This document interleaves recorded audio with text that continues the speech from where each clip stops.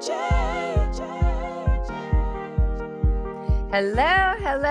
everybody. Welcome to the Kathie J Show. Thanks so much for being here. I love any chance that we get to hang out. And look who my guest is today. I love him. It's Kirk Barnett from liveoutproud.org. Thank you, Kirk. Hi. Hi, how are you? I just love seeing you. Any chance I can see that smile, I tell you. Look at that smile. Okay, so Kirk, I have to start by telling everybody in Denver that Kirk is one of the reasons that the Christmas wish that I used to do on the radio station was so successful, because Kirk has the biggest heart. He's one of the nicest men I've ever met. And you used to work at Graco. So you used to give me stuff to help out for the Christmas wish. And then you went to Walmart and you started helping me with stuff there for the Christmas wish. You are just a giving dude. And let's start telling everybody how you are helping people now. Yeah, so it's where to start. Where to start? Where do I start? I'll just kind of like go through the cliff notes and then you ask me questions because I might miss something. Deal. So Live Out Proud was something that has been started for a while. And what's great is this year we have reorganized as a nonprofit, and we have our first event coming up in May. And yeah, it's super exciting. Here in Denver. Yeah. I love Denver. God, the city's so great. You raised your family here in Denver, right? Yeah. Your kids were here. For a little bit. Yes. We'll get into that. Yeah. So we're having it there May 4th in Denver, and it's a GBTQ men's conference. And what's great about it is we have 5 speakers. They're going to talk about a whole host of things, but starting from the power of self-help and self-improvement. We're going to talk about our gay inner child. We're going to have a sex coach, like lots of fun stuff. Yeah. And the whole point is to allow LGBTQ men to be in a space where they can kind of process through everything. I think a lot of times guys in general will just cover everything up and keep moving forward, and they don't understand how their past is affecting their future. So we're hoping to deal with that. So Kirk, let's start by telling everyone you have always been a gay man, but you lived a straight man's life for a while. Is that kind of how we say it? Yes. Yeah. And so okay. So your goal then is to help other men find their truth. And if they have a family, you help them communicate and work lovingly and respectfully through that. Yeah. Through that ending. Like, you do so much with a transition of helping men find their truth.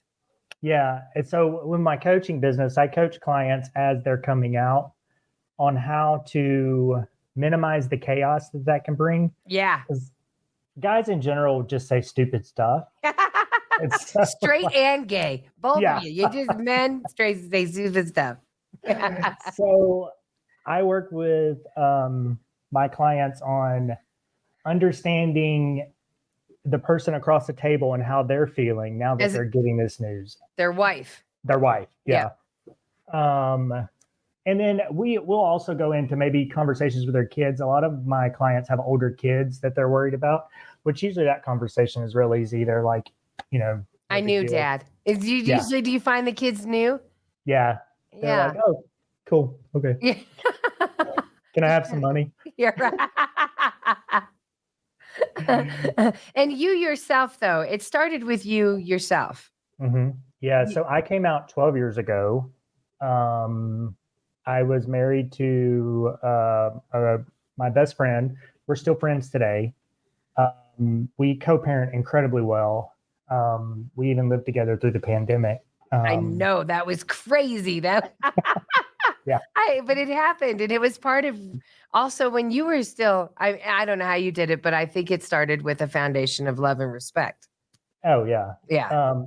The thing for me, when I finally owned up to who I was, it was like, well, I can still provide a safe space for my family, even though we don't have this title of married. I can make sure that I do my part. she's taken care of, the kids are taken care of, and kind of keep this central unit in terms of focusing on the kids and their development. Why was that still important to you as a dad, paternal guy? I mean, a lot of men, they might, I'm gay, going off to a new life. Why was it important for you to still make sure you were someone that provided security for your family? Um, I mean, I had always wanted to be a father. And, when I say that, some people will come back at me and say, oh, so you used your wife to have kids, which is not the case. You were in love with her. Like you said, you were best friends. Mm-hmm. I loved my kids, and like, you never can understand that love. And I think there are some guys that go off and they do these crazy things. And for me, that's sad because I think they're missing out on a lot. And I think they do it out of rebellion because they don't feel like they can have a relationship with their kids, or maybe their kids do come back at them really hard. I've never had that the case with one of my clients though. But it was just really important to me. I mean, I can't make a flowery answer. They're my kids. That's kind of the best answer, Kirk. Yeah. Right. The honest answer. They were my kids. I'm not leaving them behind. Right. Right. Just because daddy's trying to find who he is. Right. Right. So let's talk about that. So when you were with your wife, did you still feel like you could have been gay? I mean, how is that? If other men are having those emotions right now, what did it feel like? Honestly, what it felt like is Did it feel like that? Yeah, it does. It's like the weight of the closet is so heavy. It's gotta be. And the thing is, what I noticed is a lot of guys, what I would try and cover up my guilt for something she didn't even know about by being extra good dad, extra. And what was always so crazy is then it's kind of like you get in this feedback loop of people are like, oh my God, you're such a great husband. And then in the back of my mind, I'm like, well, not really, because I'm living a lie. Right. And, and then once you own up to who you are, you realize that a lot of those things that you were doing to be extra, you still want to do that because you're just a good person. So the weight of the closet, it shadows everything with this negative, dark tint, I guess, to where you don't know who you are, you don't believe who you are, and you just feel, I don't know, can I cuss? Like, sure, go for it. You feel like shit the whole time. Because you just can't live a truth, right? Yeah, and you're lying. I mean, you're lying to this person that's important to you. So then did you technically know, did you know that you were gay when you were getting married to her? Yeah. You did? Yeah. Okay, you just didn't want to live that. Is it because you're from the South? Is it because of a thing that was put on you as a man? Why did you not want to live that truth earlier on? It was, so I grew up in Alabama. Mm-hmm. We got married in 2006. So there wasn't really a whole lot of examples of guys being out. And the messaging that you get in the South, I mean, whether it's overt or not, it's just a lot of you're wrong, that's wrong, you can't be that. And you have this whole thought when you're young and dumb that you can fix stuff. Yeah, no, for sure. Did your wife, since you were friends, you were high school sweethearts, college sweethearts? Where was it? Where College. did you meet her? College. She didn't know, didn't feel it, because my high school sweetheart is gay, and Mm-hmm. I should have known better. And everyone says because he was so handsome. I should have known a band nerd couldn't have swung that. But to this day, he is my best friend. And so, to tell me what your wife, what emotions she went through when you came to her and finally told her. Were you separating already? No, so we separated after I told her. Okay. She was just shocked that it went so far as to have kids and everything. Is that it? Okay. Yeah, and just like she would find out, I'd tell her stuff and she'd just be like, she didn't feel like she knew me. And what's so crazy, this is what's frustrating about it, is these acts, because, at the bare bones of it, there's sexuality, right? Mm-hmm. And these people use these acts that are none of anybody else's business to define who you are instead of looking at everything else. So she had to really work through processing, okay, he lied to me about this. So what else is he lying about? And it was a lot of, for about a year, me proving myself to say, nope, I'm still going to show up on Saturdays, take care of the kids. Like I told you, she works in retail. So I had them every Saturday. And like clockwork, just me showing up, saying I was, like I said, kind of brought the trust back into our relationship. That means a lot. So if someone out there is listening today, everyone out, let me reset real fast. It's perfect time. Everybody, this is Kirk Barnett. He owns the nonprofit liveoutproud.org. He helps men find their truth, live their truth, and live their gay life. And so, Kirk, your wife, you're saying then if a man is trying to do this transition out of a family into living his truth, that the thing he needs to do is not leave the family and show that he is still going to be there for the stuff that the woman relied on him for, which was helping with the kids, right? Yeah. I mean, that's kind of what you did. You showed you were still going to be there as their dad. Right. You don't stop being a dad just because all of a sudden you own up to who you are. Being a dad is who you is a part of you just as much. Amen. And I think honestly, I'm a better dad because I came out, because now I'm not worried about all that junk in my head of, is somebody going to know that I'm gay? I mean, like, people know, whatever, or they don't, whatever. Right. Like, I'm Emma and Pierce's dad. That's the most important thing.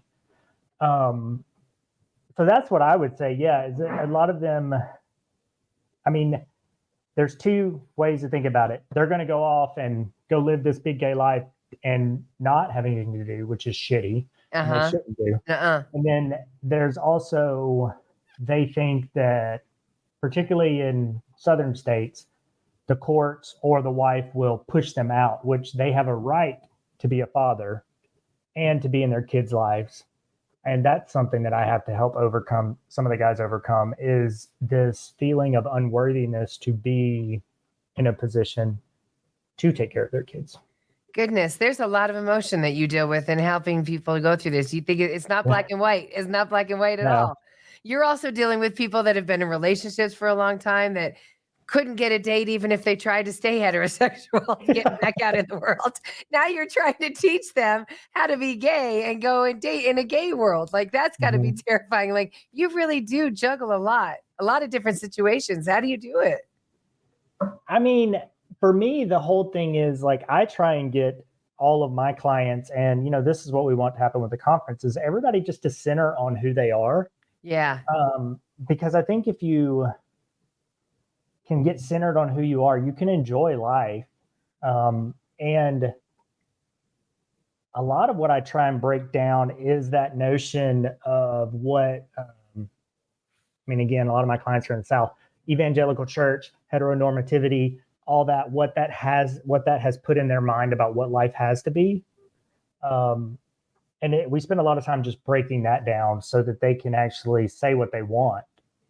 A lot of times they can't even do that. They're so used to be giving a list of this is how you act. Yes. And just going through that list that they don't know what they want. So that's kind of what this conference is going to be for. Gay men out that not necessarily aren't already living out proud. These are men that you're saying, look, ground, like, you might not realize that you have a lot of work to do, and we're going to help you and give you some options to help you think. Is that kind of what's going on at this conference? Yeah. So, I envision that most of the people that come will be out, but whether they're newly out or they've been out for years, there's a lot of stuff that people just kind of bury and they don't deal with. Yeah, see, I wouldn't know that. Yeah, for sure. Okay, keep going. My bad. Like, for instance, when you're in the closet, you're always told you're wrong. As a little queer kid growing up, you get these messages of don't do that, dude, don't act that way. And so you get this constant message of you are wrong. And so we have a counselor who specializes in talking to your gay inner child and reworking some of those conversations that you have in your brain. And, he's going to show how those messages from our childhood manifest today, and then also how you can rework them. We have Isaac Archuleta, who actually owns or runs I Am Clinic in Denver. And and this is actually something for everybody, there's a lot of modalities that work with the trauma pathways in your brain. So for any of your listeners, whether gay, straight, if you've had any kind of traumatic experience, there's things like EMDR, neurofeedback that will map out how your brain responds to stuff. And then they can help you reduce the trigger response for stimuli in your environment that causes your body to feel like you're, in fight or flight. So, we're going to have him talking, and then, we're going to be busting through a lot of shame,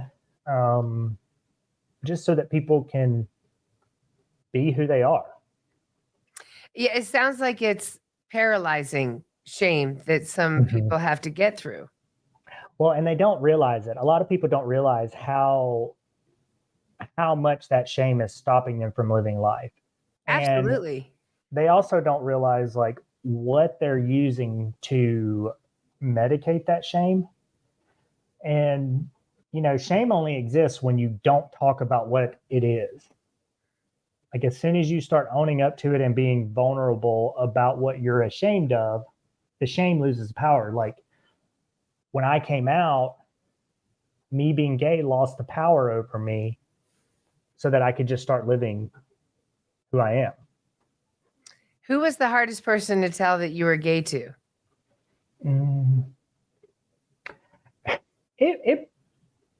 I think it was April. Your wife. My wife. Yeah. But she didn't respond as bad as I thought. So, I think it was that, because just there's so much there, and she was my best friend. She still is. So yeah, it was definitely her. I love that. I love that you were able to keep a support system like your family. A lot of families, this kind of thing breaks them up and it's becomes something horrible. So I really am glad that you feel the need to do this kind of conference, because I do know that this is something a lot of men don't want to talk about. They don't even want to go into their emotions. It's hard enough that they're gay and they're going to be the toughest gay guy they can be. But you can't live successfully, like you said, until you just break down some stuff. So what else will be happening at this conference that you feel that that gay men can benefit from? So I am going to talk about Mike Iamelli. He's the sex coach that we have there. And what people experience, again, we're talking about shame, a lot of shame around what their desires and what they want to happen between someone that they love. Well, Mike breaks down like why those are desires for you and helps people understand the why so they can embrace the whatever that desire is. It's what's really cool about all of it is that they're all going to be like interactive workshops. So we're having it at the Evans School. It's in an old school auditorium, so it's not huge. So there'll be a lot of interactivity, a lot of ability to ask questions. It truly is. I want people to walk away with tangible things that they can implement in their life. We also have a spiritual coach. Love that. His name's Eli Honeycutt. He's also based in Denver. And he's going to talk about some of the things that different natural substances can bring into your life.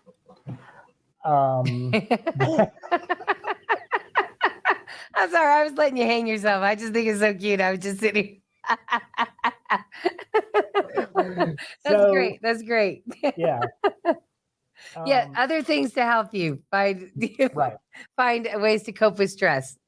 right. Because psychedelics they're legal and yeah. Yeah. I Well, I mean, if not, they were on the ballot. I don't remember if it Mm, passed or not, but yes. But people are really interested in that and guided sessions and all right. that kind of stuff. Absolutely. So And I'm. Go ahead. well, he's going to talk about that exactly, like the guided sessions and how that can bring about some healing. Yeah. Um, and what's one of the reasons we did want to do it in Denver is because there's so much knowledge there about that. So between Eli and Isaac, who have knowledge about different treatments or therapies, there's going to be a lot that people can get, or that the guys can get from it, to actually say, okay, I want to go do that. Right. And then start living it, because sometimes conferences can be, for lack of a better word, like a sell fest. Yeah. You Right. don't really get a whole lot, and then the speaker's just like, hey, you can work with me for X amount of dollars. Right. That's not what Find this me is going to be. here. Here's a pamphlet, and I look Yeah, forward for you to pay in more. Right. right. Yeah. Yeah, you want to give everything you can, and that's what I love hearing about this. And I have some friends that are actually going to your conference. Oh. You actually have helped one of my friends, a girlfriend, her Mhm. husband came out, and you helped their family transition respectfully and lovingly through it. I mean, he's a hard case. He was a hard case when he was married to her. Like, so, I mean, the things that you deal with and the fact that you keep smiling. Is it weird that this is the path that you have found? I mean, did you feel like everything just brought you here, Mr. Nice Guy? Everything brought you here to still helping. It's like sometimes I do get, I will have to say, sometimes I'm like, gosh, why do I care so much? It'd be so nice just to Yeah, like, to not care. The drama these people bring. That's what I'm saying, Kirk. I know. That's what I'm asking you about. but I do, like, every time I get off a client meeting, or, something happens with the conference, or I see another ticket sale, it is a rush, because there is, I mean, I think there's a bigger purpose to this. The more that people can just be comfortable with who they are in the queer community, then the more, my hope is that the less we are really a target to people that think that they don't know somebody in the queer community, or that they don't have any experience with somebody in the queer community, because there's a lot of fear being used against us to make us I'm trying not to get political, but Yeah, to I get get. political. Yeah, You know, everything you're saying is right. There's a there's lot being used against you to demonize you, and it's yeah, like to use you to be, you're something that you're not. All of a sudden, yeah, you're gay. What are you, a pedophile? Like, I'll say it for you. Like, yeah. there's all these assumptions being thrown out there to scare people, which makes people want to live in the closet more. And that's Hmm. not what we want, because you're saying people living in the closet don't live their truth, so they're angry and stressed all day, so they can be irritated and do road rage, and it all can go back to the fact that they're living in the closet. Like, Yeah, or I mean, everything can be traced to something that we're all holding on to, that's our own yeah, toxic stress. So right. I love the fact that you are now trying to be a light, a beacon, as you call, which I totally agree, that says, come in, I can help you. So don't stop helping. I'm Yeah, sorry. This is what you got to do, Kirk. yeah. And I'm good at it. That's You're the other good at thing. it. Like, You're good you at know, it. um, so You keep families together, in a way mhm. where those kids then don't hate the gay community because their father didn't up and leave. Like, you are doing right by keeping open communication. And I think that's your biggest secret, and it's great. Yeah, yeah. I think I always do have empathy for the wife, Hmm. because, I mean, their life's being imploded, but they had no clue it was coming. Right. I'm going to kill So, you. yeah, I mean, I'm just going to quote probably what you've heard. yeah. So it's like, you really have to take that into account. And those guys are not in a position, because they're dealing with their own mess. And so I can bring that perspective, which I think helps a lot. It does. It does. Kirk Barnett, liveoutproud.org. Big conference, May 4th, everyone. Please. What? Go ahead. And I have a discount code, Kathie J, for any of the listeners. It's $75 off. What? Okay, Yeah. so it's liveoutproud.org. Put in the code Kathie J, you get $75 off. Yep. I love you. I'll also write that in the description. Thank you, Kirk. Okay. Thank you. All right. Is there anything else you want to tell everybody in Denver? I just can't wait to meet you all. Can't wait to meet you. Thank you for what you're doing, Kirk. Liveoutproud.org. I'll talk to you later. Okay. Bye. Bye.